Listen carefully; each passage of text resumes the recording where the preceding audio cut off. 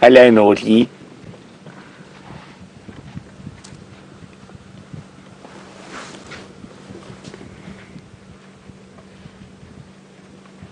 Naughty, naughty. No. Can't believe we didn't get sorted out. I was really expecting a good sorting out from that little chap. Maybe he's going to approach from the other side.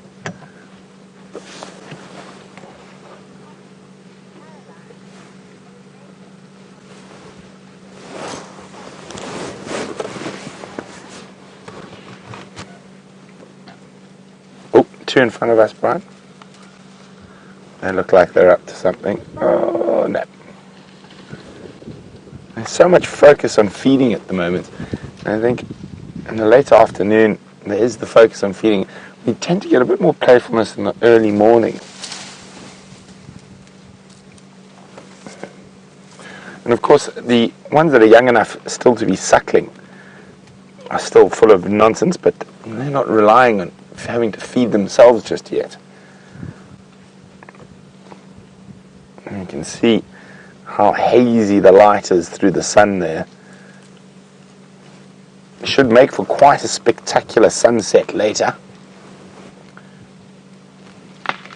Oh, there goes the tree.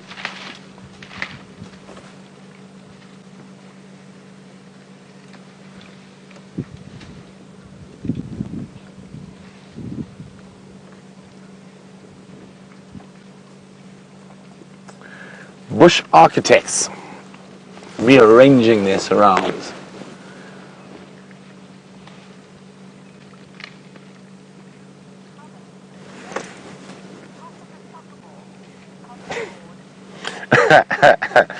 James Richard said I should toss him a soccer ball. He's probably bored. Yes, very good, James. James is referring to a sighting he had this morning of a young bull kicking around a clay ball like a soccer ball, and he did so for quite a bit of time. Oh, very pretty, Brian. Nice camera work. Thank you. Very, very beautiful. Using the hazy light to give a ethereal glow to the elephants. We've got very clever cameramen.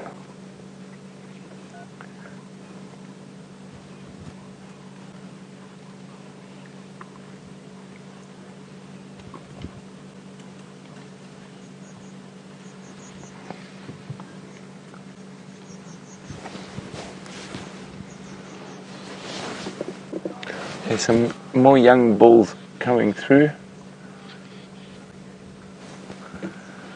Oh, let's just reverse a little bit.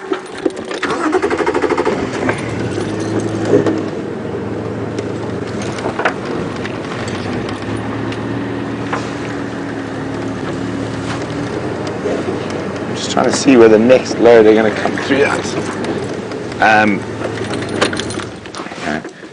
Caroline is wondering, how do elephants communicate with each other? Just trying to find you a little window. How's that, Brian?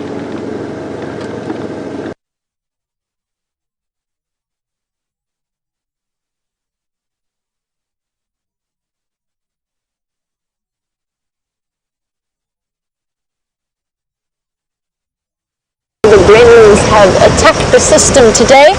They appear to be hitting the stream, which meant that we were offline for a little while. We haven't missed too much though. Brent has moved on from the elephants, and Liam and myself have just been cruising around Cheetah Plains to see what we can see. All is very, very quiet at the moment. I think whoopsie. Sorry people, having a drink stop, I didn't know you were there. Give him a quick wave.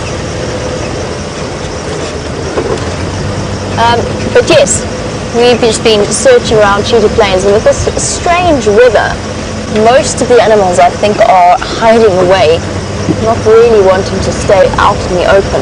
Although I think that will have changed considerably by nightfall, and the impala and the wildebeest and other such animals are going to be gathering by the mass to spend the night out here. A very big thank you to Bronwyn who is watching in Durban, and Bronwyn tells me that there is a cold but dry front on its way. I've just heard an update for you.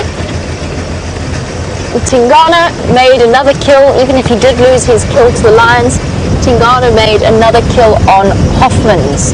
So the property, for those of you who keep track of us and our maps and where the various places are, we're looking to the south of Djuma and on the western boundary.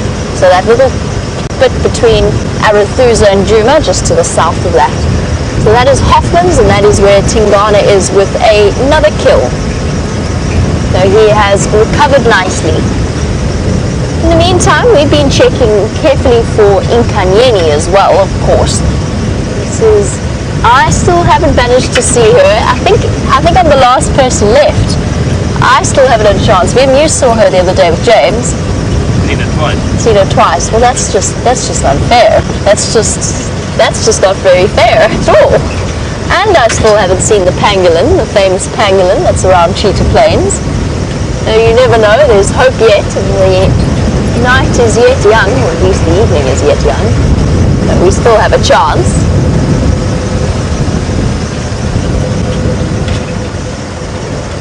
I mentioned that it's also particularly hazy this afternoon, and Brent said that he thought that there might be a fire off somewhere in the distance, and I believe that he might be right, although it is starting to clear away. But Janet, you were wondering, do we get a lot of black fires during our dry season? And yes, we do, and they can be, and I'm sure some of you come from parts of the world where you will be familiar with this. They can be absolutely terrifying. A runaway veld fire is a very, very scary thing. That being said, at the moment, Janet, there is so little grass cover in this particular area that it would struggle to spread very quickly and very far. But on a windy day like today, you could still do that. Fires are a naturally occurring event out here. They actually do a great deal of ecological good in terms of removing what's known as moribund material from the area.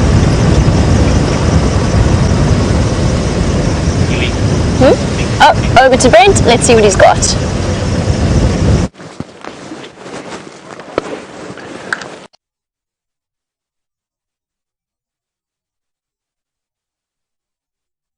Caught crossing the road. He's feeling a bit awkward, and he's raised his head, and that's a very common trait in snakes that you see. Quite often, if you go a little bit closer, they even flare their neck. Now, so it's not only the cobras that can flare their necks, lots of other snake species can. The cobra's hood is just a lot more prominent. Now, he's got the most incredibly bright. Perhaps something has pushed over. To photograph snakes like this, so their main defense is keeping still. So I'm just going to lie down on the road and get a photograph of it. Now, he's pretending to be a stick. That's exactly what he's doing. So I'll talk a little bit more about his venom and stuff. Apparently I can't lie down because we lose audio, because I think my chest's on the ground. Well, I got enough shots that I can show you what I want to talk about, at least. So we're going to leave him, shame, poor guy. He really wants to get to the tree on the other side of the road.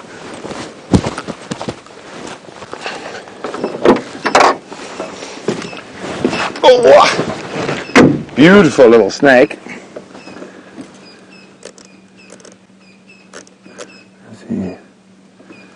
They have what is called, so it's hemotoxic venom.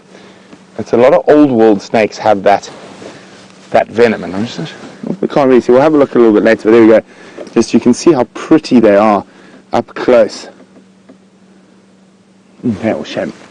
Let them get across the road. Out here, we don't have chickens that need to cross the road. We have snakes. So, hemotoxic venom. And I have been asked about a snake anecdote that I will get to. I've got actually quite a lot. Snakes often cause much pandemonium and much hilariousness in the safari world. And I'll just chat to you quickly about his venom. So hemotoxic venom. So hemoglobin, blood. It affects your blood. It actually causes you to bleed out of all your orifices. It is very slow acting venom though, so if you do get bitten, you have lots of time to react. The other thing is, it is so incredibly rare to be bitten by one of those snakes. They're not very fast, and the other thing is they're back fanged. They're old world snakes, so their fang is in the back. They do not have a hollow fang, they've got a grooved fang, and their venom is very viscous, very thick, almost like honey. So when they catch any potential prey they might have attracted with that bright lure of theirs, they literally have to grab onto it like that, and then they chew it and let it go, and then they will then track whatever they've caught till it dies. It's very unusual for them to just go and swallow. It doesn't have very fast acting venom. So that is the complete opposite, of course, from the mambas and cobras. New world snakes, adders, they are front fanged, and their fangs are hollow, like hypodermic needles. They also have specialized muscles around their venom sacs that push down so they can control the amount of venom that's squeezed out. So far more effective at injecting their venom than an old world snake. Now, funny snake anecdotes. Wow, there's a lot. What about the one with beer? Well, actually one happened 2 days ago, and it happened to VM, who's on, and I was on the vehicle with Jamie this afternoon. So we went to go fetch something from my house. I think it could have been my cap, and we've got these big antennas there, and I was reversing out of our driveway, and that antenna hit the tree, and a little spotted bush snake leapt out of the tree. Luckily did not land on VM, it landed on the ground just behind. And apparently VM and Brian and the other camera department have talked a lot about the possibility of that aerial dislodging a snake onto them. But that's the closest it's ever come. And there's one from this week even.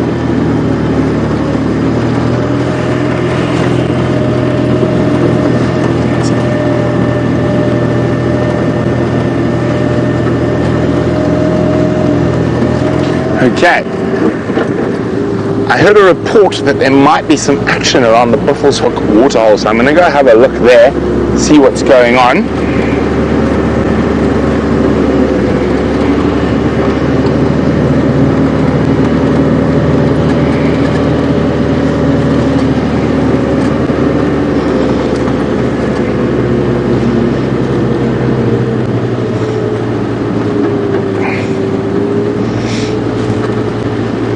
So Charlene in the Ukraine. I think this must be one of, not our first, but definitely we don't have too many from the Ukraine, so welcome. And hopefully you're enjoying a warm summer unlike our cold winter. Charlene would like to know how many different snakes occur in the reserve. Oh, Charlene, let's think. Have we got a roadblock again? Does that look like a roadblock to you down the road, Ryan? It's this darn Saturday afternoon traffic, I tell you. I'm trying to go look for a cat, and there's just traffic in the road. But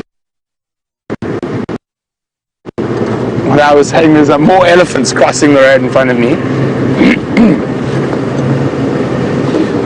Well, let's just think. Off the top of my head, I'd say there's pretty easy 50 possibly. And not going to mass. I heard about it, the Djuma pan earlier.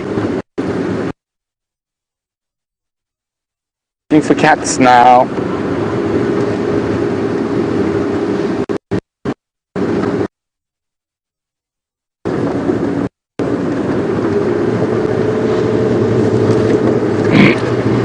Okay, so we're going through a bit of a bad signal.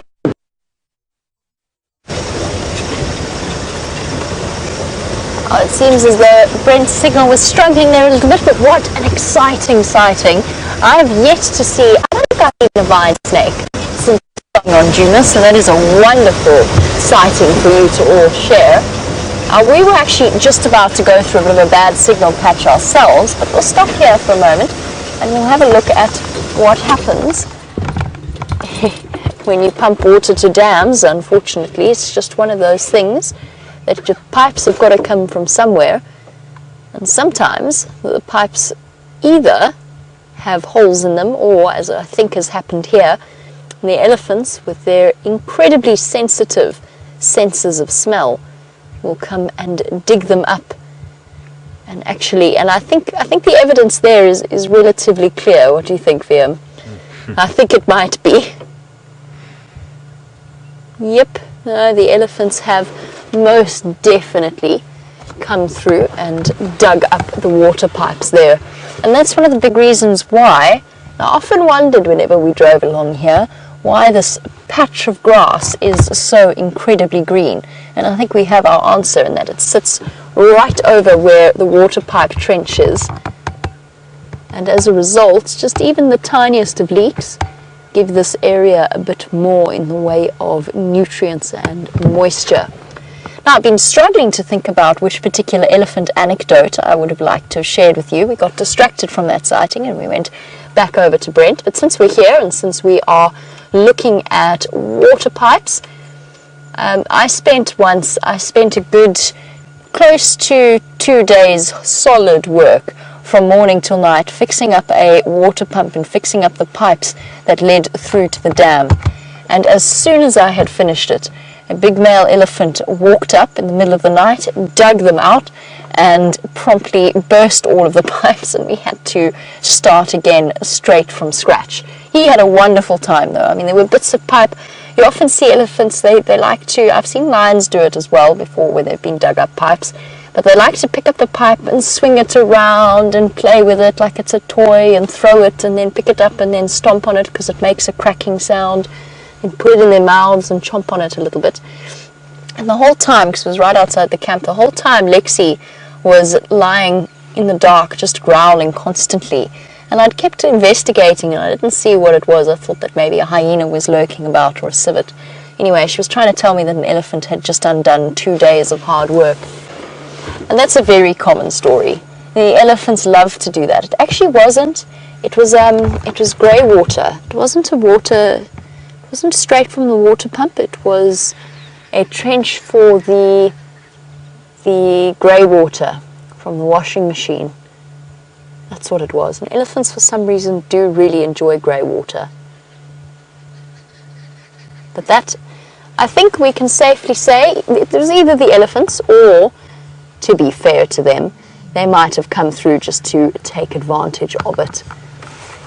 We're just about to go forward into a slightly bad signal dip, but let's go see if we can find a nice sunset view.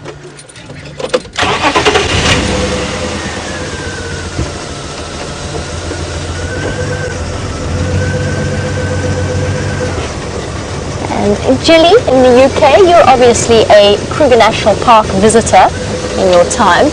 You're wondering how far are we from the Crocodile River, since you've seen it flooded and you've seen it but a trickle, but you have never seen it completely dry and empty. No, there's no sunset. It's all over. That's a pity. You can have a look at the stunning colours of the sky while I answer Gilly's question. Gilly, the Crocodile River is the far south of the Kruger National Park area. So in a straight line, and you know what I keep forgetting to do? It's so silly of me, and I don't think that I've got it. I keep forgetting to pick up that Kruger National Park map. No, I don't have it. I have a porcupine quill though, if you'd like to have a look at that. The random things that one finds in strange places.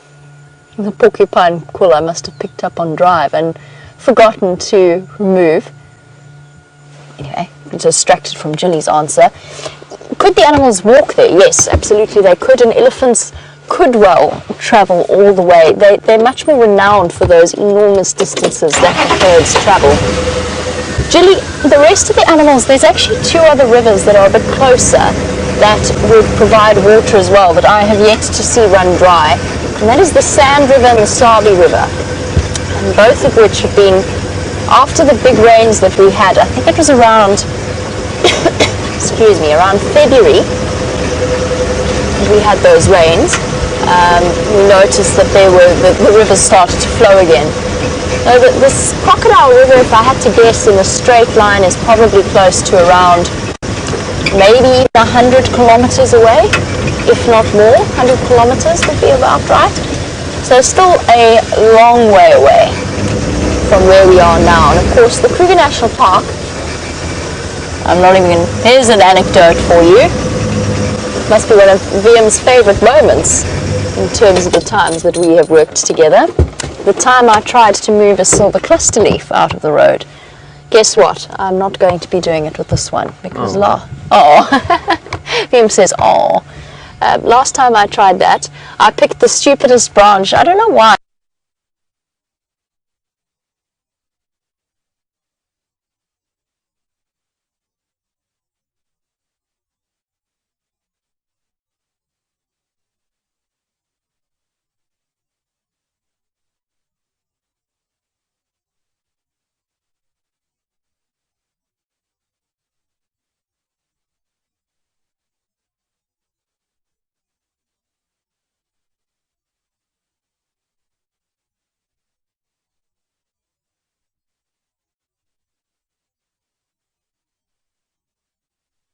You know when your brain just doesn't work.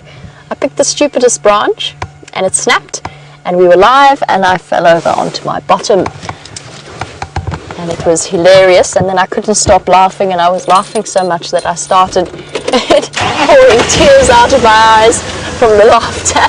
So I'm going to go around the silver cluster leaf and try not to go through it. While I do, let's head back across to Brent.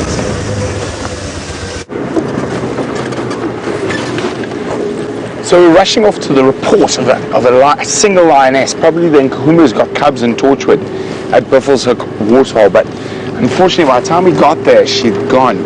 So we're just doing a loop back towards the eastern edge of our traverse. She's keeping her cubs further to the east, so we're hoping we might catch her before she crosses the boundary.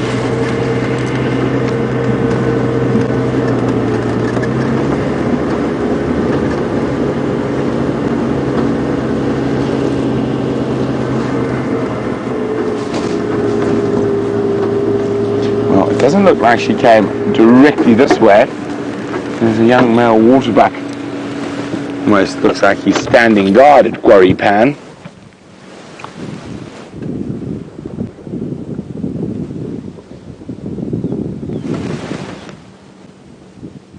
And he looks far too relaxed to have spotted a lion recently.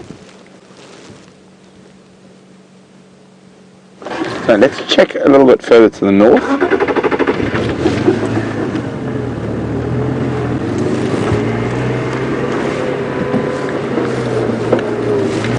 She might still be hunting and left the cubs to go have a drink and then continue hunting. So she could have gone anywhere. There have been some elephants around there, so we didn't see any tracks.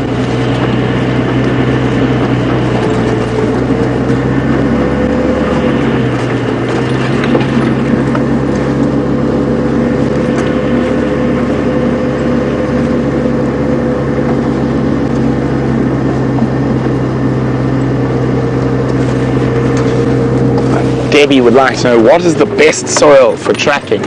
Well, nice sandy soil like we're driving on at the moment, Debbie, and preferably no elephant herds walking over the tracks, no buffalo herds and pilo herds, anything just walking over the tracks, but no, sandy soils are definitely the best.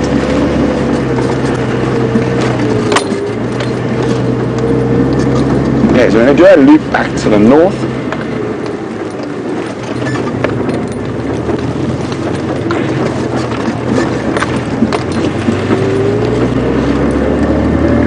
So this little area here along Cheetah Cut Line, Hippo Pools Road is a really great place to see tracks. And not only is it frequented by the cats, it's also really lovely and sandy.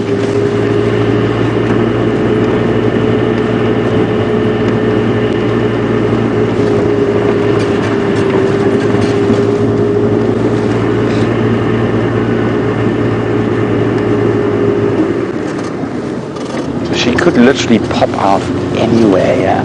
So fingers crossed that we catch her before she disappears to the east.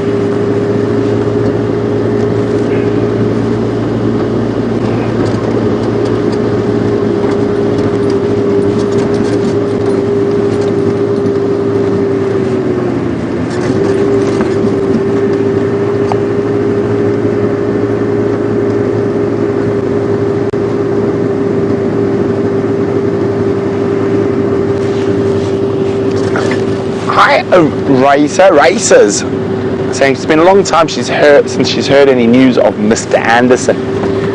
For those who are not sure, Mr. Anderson is the largest male leopard in the Sabi Sands, and he holds territory mostly to the west and to the south of us. And Racer's wondering where he is. You see, he goes into Londolozi quite a lot, but then he still spends the majority of his time slightly the west of the Marikani drainage. He was very close to Arathusa a couple of days ago on a kill, but just outside of our traverse zone. So he is still about, and unfortunately we just haven't had him on Arathusa for a while. No sign of this lioness just yet.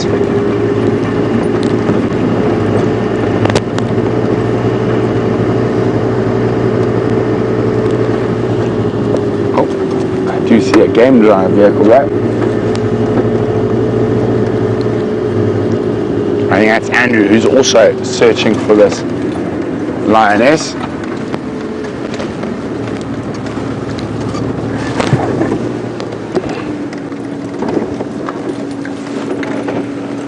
I'm just going to have a quick powwow on how the best way to do it. Are you? Yeah, she's from Bile. I didn't see any Nkonzo coming up to Purple, so I'm going to go back down the fire break and check there. I don't know if you want to check Drakensberg, Old Goripan. Okay. So, but then maybe you think it's a Manan. Yeah, it's the mother. Yeah. I don't know. So I think she's probably going to cross east. Then I will be standing by. Okay, perfect. Thanks, Andy. I will listen to you. Cheers, guys. There you go. Andrew's going to stand by up here. We're going to head down the fire break and see if we can find anything apart from the elephant arrangement. We're just trying to squeeze through. There we go.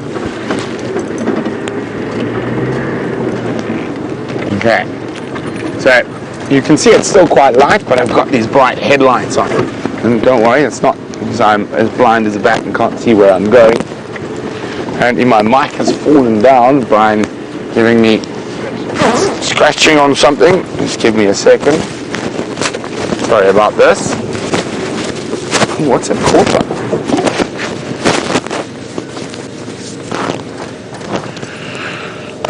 Is that better, sir? There we go, now you can hear me. Okay, so I've just got these bright lights on just in case I can see her tracks. And that'll just give us a better idea of where to look.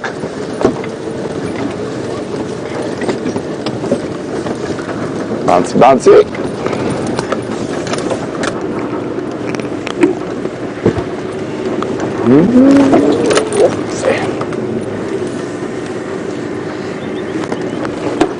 Pretty sure it's the Nkuhuma lioness who's got the cubs. Of course, without seeing it, can't be 100% sure.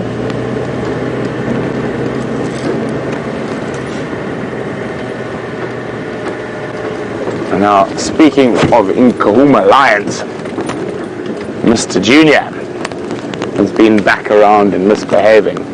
Now, he is a huge threat to these cubs and the cubs that are about to be born. And it'll be very interesting to see if the females are as tolerant as they once were. But also a very interesting little bit of tidbit of information that I'm sure a lot of you out there are going to be very, very excited about. As Junior's got a friend. So he's seems to have formed at the moment. It doesn't mean they have formed properly yet. But him and another young male, just a little bit younger than him, that looks like it's possibly come out of the southern Manyeleti somewhere, have joined up and they've been hanging around on Sibambili to the west of us. So it looks like he's found someone to form a coalition with, which will already double his chance for survival.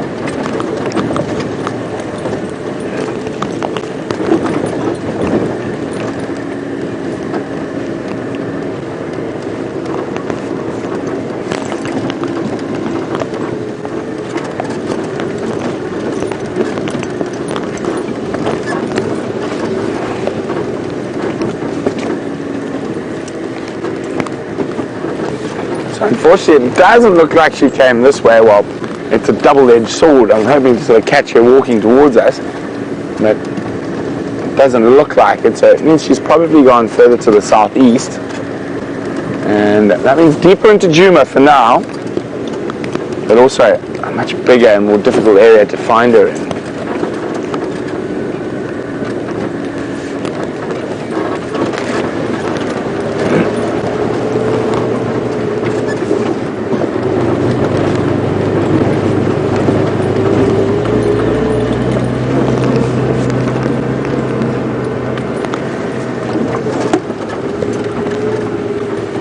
We're going to keep checking for this lioness while we do that, and let's go see what Jamie's been up to. Now, unfortunately, I'm a little bit too far to help Brent out with his lion search, but you never know, the southern boundary is a metaphorical highway for the lions. They love to walk along this particular road, nice and wide and open. And as you know, the predators do enjoy walking in the middle of the road. It's quiet and silent. And just to let you know, we did go past Tundi. She hasn't moved from her position in the tree, just speaking of predators. She's still quite happily ensconced on that big tamboti. Unfortunately, we didn't manage to get any signal there, so we have moved on. And particularly since in the dark, with her so far away, she is outside of our traverse area, which means that we couldn't get any closer to go and have a look at her. All right, now we're down to the final wire in terms of this anecdote competition. And I know it has been interrupted by streaming issues, but we have got to the exciting part of the evening. Not that the rest of the afternoon isn't exciting, but there's always a great sense of excitement as one starts to head into darkness and look for the more unusual of animals.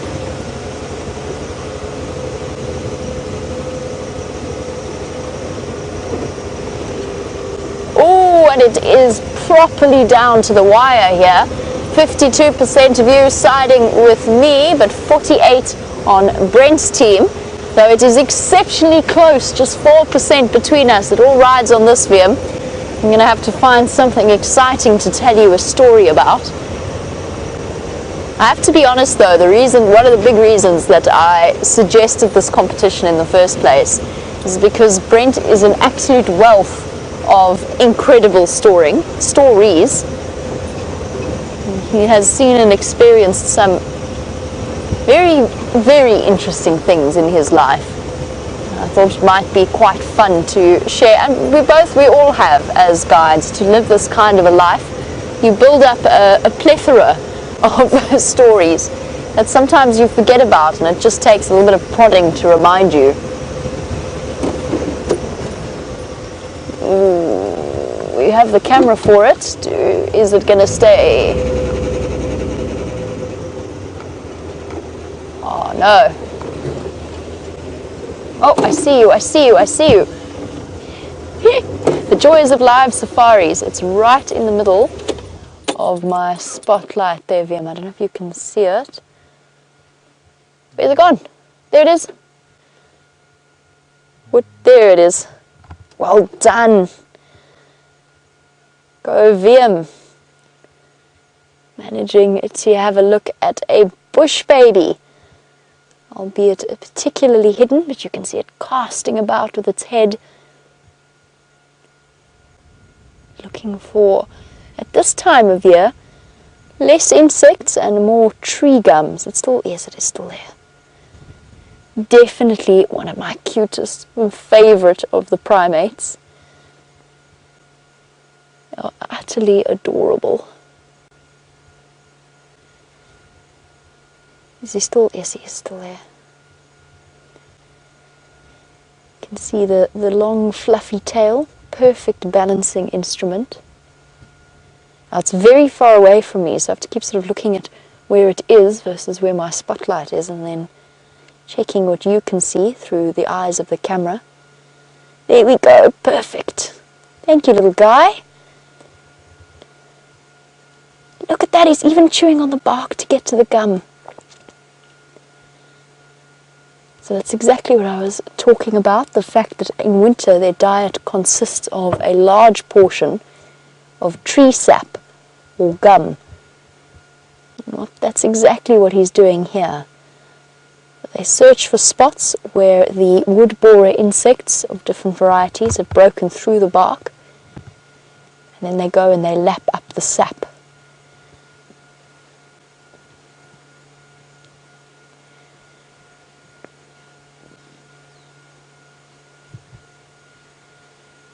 My anecdote for our bush baby. Oh, there you go. Oh dear, where'd you go? Did you jump to right? Yes.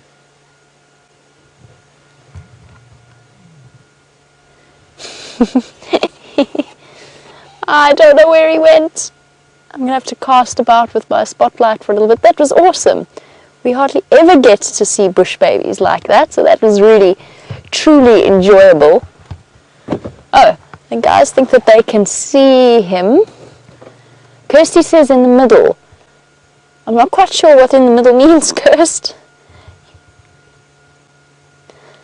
Oh, is that him there? Yes, that is him. Is that him? Or is that a branch?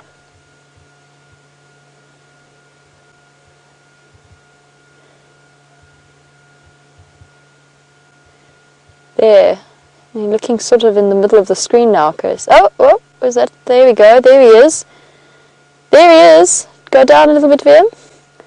Kirsty, that was incredible spotting. He's right at the back. We won't be able to get it. There he is. He is in there. He is. I can see his eyes shining at me. But to direct where... I know what we can do. We can roll forward. That will help. The joys of wild live filming. Sometimes your subjects just don't get that we need a close-up of them. There he is at the back on the right hand. There we go. Well done, VM.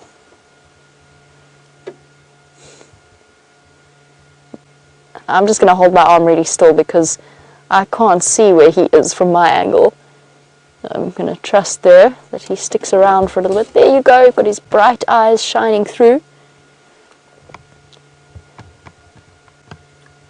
Hello, little one. I always wonder if the cameramen hate us slightly whenever we stop for a bush baby because they are incredibly difficult to film. Luckily for us, we have incredibly talented cameramen. Do you hate us, Veer, when we stop for bush babies? Bush babies and squirrels. Bush babies and squirrels. I thought I might get away with a bit of flattery at the same time, but no. My bush baby anecdote was when I was a kid. We had this wonderful thing at the schools where they would bring... There's a program called Free Me, as we move on from our little bush baby who has just jumped even further back into the bushes. We had a project called Free Me, which is a rescue centre in Johannesburg. I'm just going to double check for him. No, I think he's moved right to the back. And they used to bring their animals through for us to have a look at. Now, I don't think they do that anymore. I think that the understanding now is to have as little influence on the animals as possible. But back when I was a child, they used to bring the animals with them. They'd transport them to the different schools and you got to have a look at them and get taught a little bit about the way that the animals work and operate in the wild. And they had a bush baby that they brought to the school one day, and this little thing jumped all over us, all over our faces and in our hair. I went to an all-girls junior school, let's put it that way, so it was just girls, and we were all little girls with this little thing climbing in our hair and absolutely having a ball. And then they took the bush baby back and they cuddled it and went back to sleep.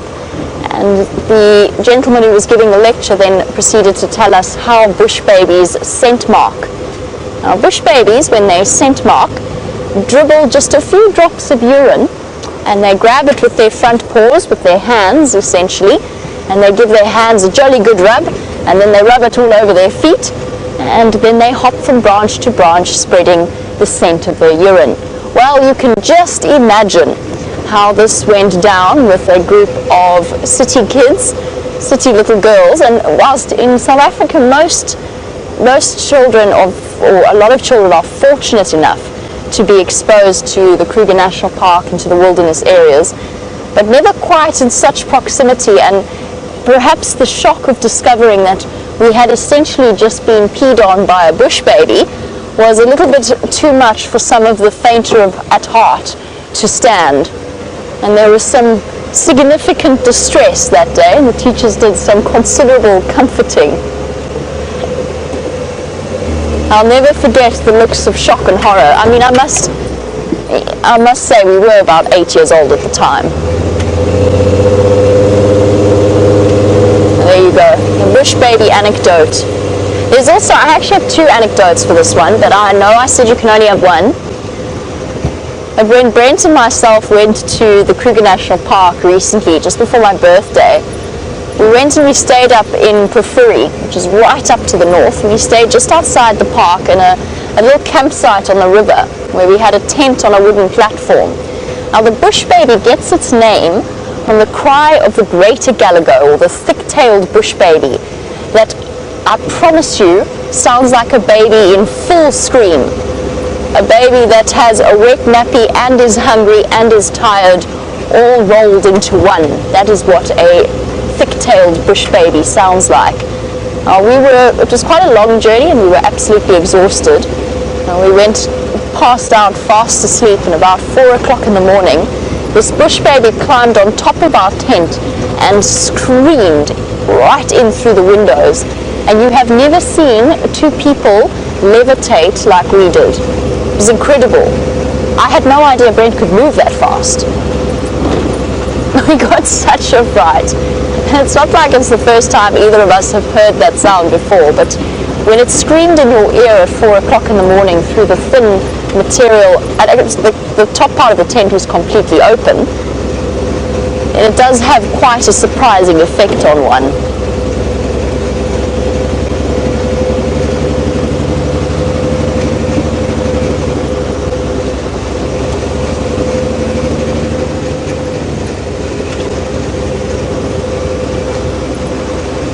Zoe, you were wondering whether you can get bush baby pets in South Africa. It sort of takes us down the route of the conversations that we've had before about, my feelings are that if a wild animal can be wild, it should be wild. I feel as though we have enough domesticated animals and I mean essentially a pet for a lot of us, it's that connection to an animal. It's for our sake, and then for a lot of the animals, you know, they have dogs and cats. They've got thousands of years of evolution that has connected and domesticated them. For me, wild animals, if they can, should be left alone. So no, wild bush babies are not sold as pets. They're not kept as pets. However, that being said, bush babies very frequently fall out of their nests and can occasionally be abandoned by their parents if that does occur. So I know quite a few people in the bush that have rescued and raised baby bush babies and then quite happily let them be released into the wild after an extended, you know, once they're fully grown and fully independent. And they'll go out, they'll find a mate, they'll have babies, and then they'll come back and visit every now and again. And a lot of lodges have habituated bush babies.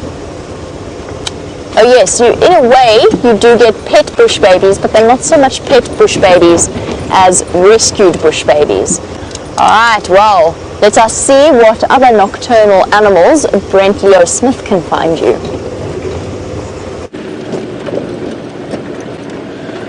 So, we are now in search of all nocturnal things. We're still looking for that lioness, but unfortunately no luck so far. So we can't find any of our tracks heading north or east.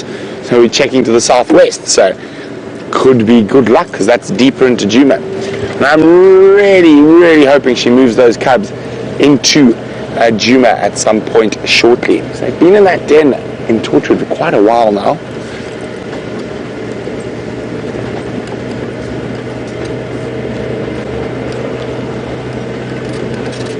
And of course, all the other little nocturnal creatures.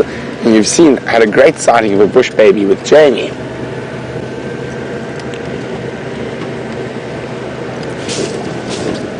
Now, even though we haven't seen a bush baby yet, I do have quite a funny little anecdote about bush baby, and different one from the one Jamie told. There's a very lovely little beach safari lodge in northern Zooland called Rocktail Bay, and I'm staying there with my family, and every night when you come down for dinner,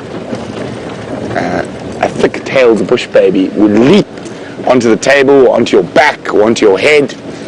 And the funniest thing is that people who are not from the bush, sorry, 1 second, get the biggest fight ever. Stand by one. And there was this one lady from Johannesburg who had the curliest of curly hair, and the bush baby jumped into her hair. She screamed. The bush baby got a fright, but her hair was so curly, the bush baby's nails and got stuck. So now the bush baby was trying to jump off her, but was stuck to her curly hair. It was very, very funny. Standing by, Andrew.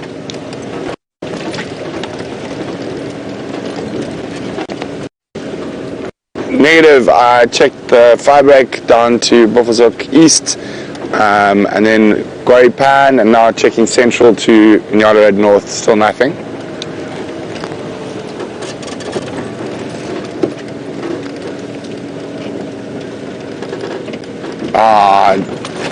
That doesn't sound very good.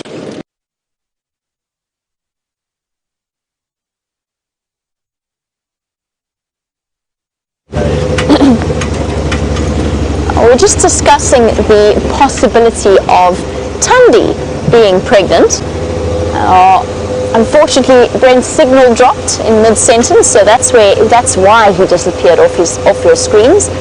As you know, all sorts of challenges involved in bringing you a live safari. Oh, some zebbies running past. As you know, we don't spotlight diurnal animals. Zebra crossing, high-speed zebra crossing. Everybody gone? Yes? Yes. Oh yes, we were talking about the possibility of Thandi being pregnant. And I was wondering why, or actually Liam was wondering why, she would have returned to that area, because it doesn't seem as though she does have anything left of a kill there, if indeed she ever had one before. And we're just thinking maybe there's a possibility that in that Mulwanini drainage line, so that river system that she was sleeping right next to, he might be thinking about having some cubs. She loves that area, and it's a perfect hiding place for little leopard babies.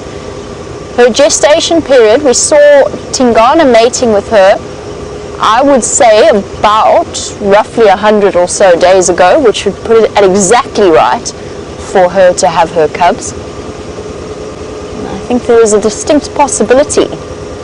Now, whilst we will never know with any degree of certainty whether or not Tingana is the father of her cubs, leopard female is more successful or more promiscuous she is, essentially. She'll try and mate with as many males as possible to trick them into believing they're the father. Though who knows if he is the father. I do feel as though the aspersions cast upon his ability to produce offspring have proved to be relatively unfounded. Brent has signal again. So let's head back to him.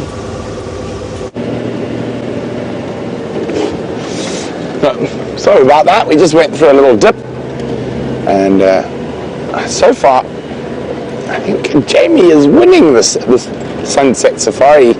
Definitely on the animals. We've had some lovely ellies, but scant else. Oh, actually some nice kudu as well. And I'm hoping for a rare little nocturnal creature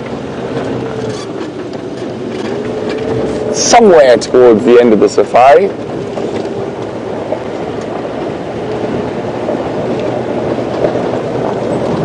So everyone apparently has been loving the stories. Well, thank you very much. Said I should write a book.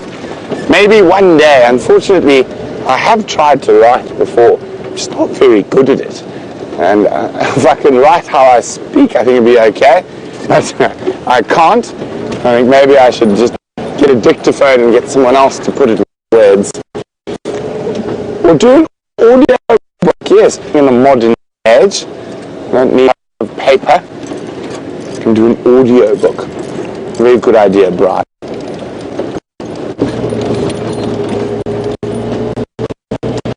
I think the thing that makes me most afraid about writing a book is the postal types like this. So I have never mastered the many fingers, and it is a problem. So you generally find my email correspondence is short, concise, and to the point. No waffling. Because it took me about half an hour to write 3 lines.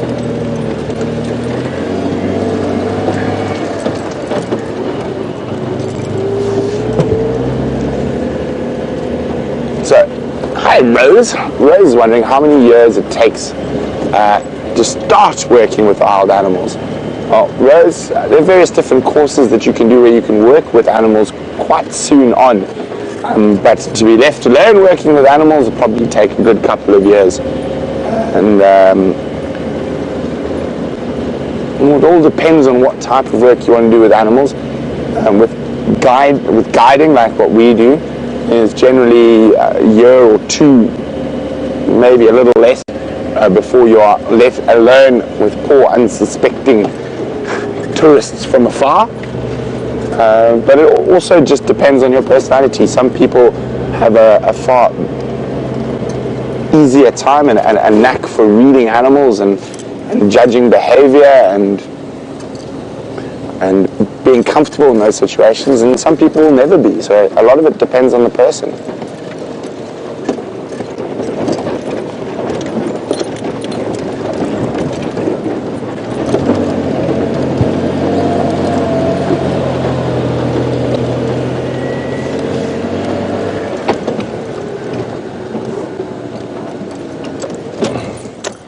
So it seems like Jamie won the anecdote challenge, and with 55% of the votes, I had 45.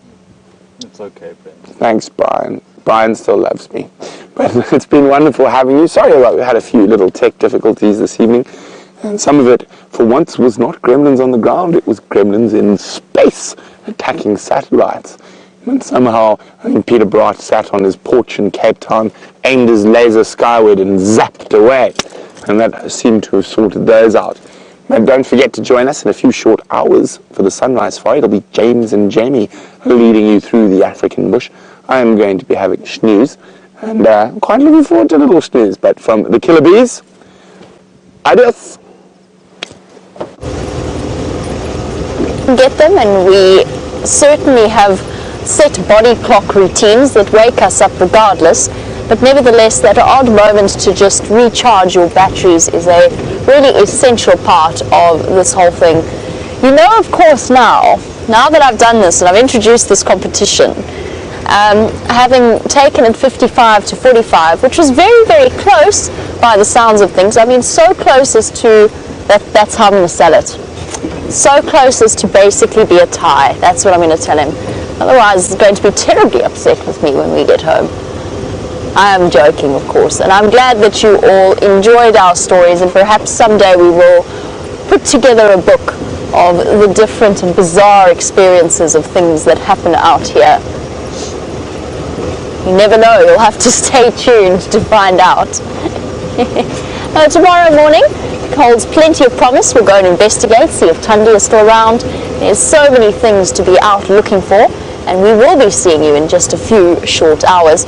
But before we leave you, just to explain, we have an additional person to thank in Final Control. I forgot something else. So my favorite part of this entire anecdote story was Kirsty in Final Control trying to say the word anecdote. For some reason she can't do it, and she kept saying antidote, which is my absolute best. Trying hard not to laugh at that while she was chatting to me. And there we go, she got it right now, anecdote.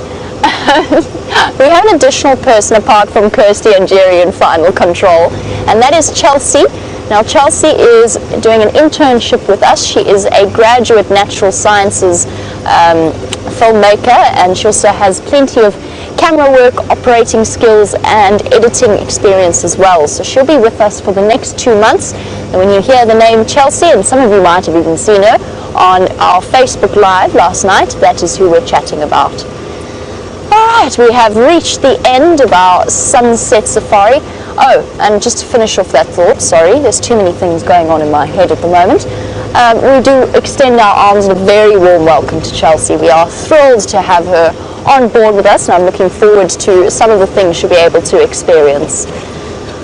Thank you, Liam, for all of your fantastic camera work, as always, including that bush baby, which was incredible.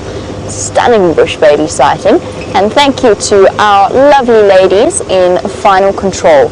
Most importantly, thank you to all of you. I know that today was a bit of an issue with the stream and it kept going down, but I promise you we are working on it. And thank you so much to all of you for staying as loyal as you always do. Have a fantastic day across the world, and we will catch you tomorrow morning for the sunrise safari. Bye-bye.